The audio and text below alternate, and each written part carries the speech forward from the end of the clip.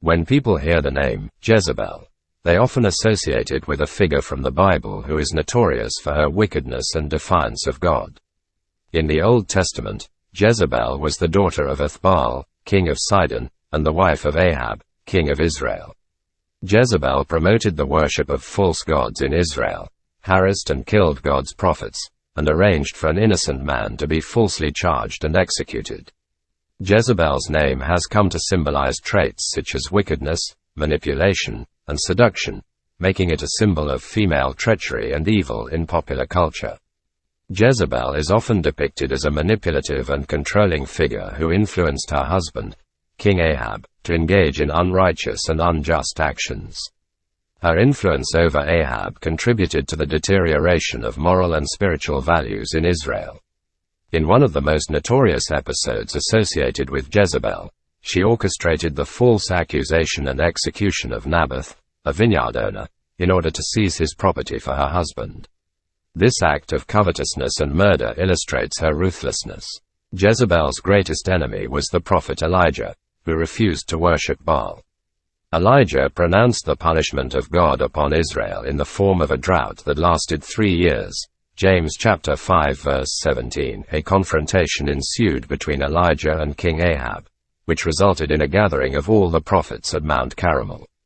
At the gathering, Elijah proclaimed himself to be the only remaining prophet of the Lord following the execution of the others. Elijah requested 2 bulls, one for himself and one for the Baal prophets. The bulls were to be cut into pieces and laid on wood as an altar without the usage of fire. Elijah requested the prophets call upon Baal to provide the fire, and he would call upon the Lord. The prophets of Baal called upon their God for hours without any type of response. When it was Elijah's turn, he called upon the Lord, "Lord, the God of Abraham, Isaac, and Israel, let it be known today that you are God in Israel and that I am your servant and have done all these things at your command. Answer me, Lord, answer me, so these people will know that you, Lord, are God and that you are turning their hearts back again." Immediately, the fire of the Lord fell and consumed the burnt sacrifice, and the wood, and the stones, and the dust, and licked up the water that was in the trench. 1 Kings chapter 18 verse 38. When the people witnessed the validity of the Lord, they fell on their faces and proclaimed, "He is the God, the Lord, He is the God." Elijah then ordered the killing of all Baal prophets. When Ahab told Jezebel what happened, she was so filled with anger and vengeance that she vowed to kill Elijah. Knowing Queen Jezebel's rage and imminent desire for vengeance, Elijah fled to the wilderness under a juniper tree. The prophet Elisha, successor to Elijah, sent orders to Jehu, a commander in Joram's army, to eliminate all of Ahab's descendants. Jehu killed Joram, then proceeded to Jezreel, where Queen Jezebel was, as she was his next obstacle for his promotion to the king. In 2 Kings chapter 9 verse 30, we learn, when Jezebel heard about it, she put on eye makeup, arranged her hair and looked out of a window.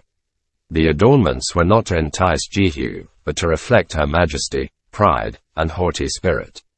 Jehu looked up to the window and asked, "Who is on my side?" "Who?" And there looked out to him 2 or 3 eunuchs.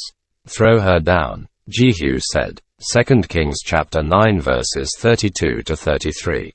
The eunuchs were used as servants to women of royalty. Jezebel was likely very cruel to them and, therefore, did not earn any favor among them. Then the eunuchs threw Jezebel out of the window, and her body was trampled by horses and consumed by dogs, just as Elijah had prophesied.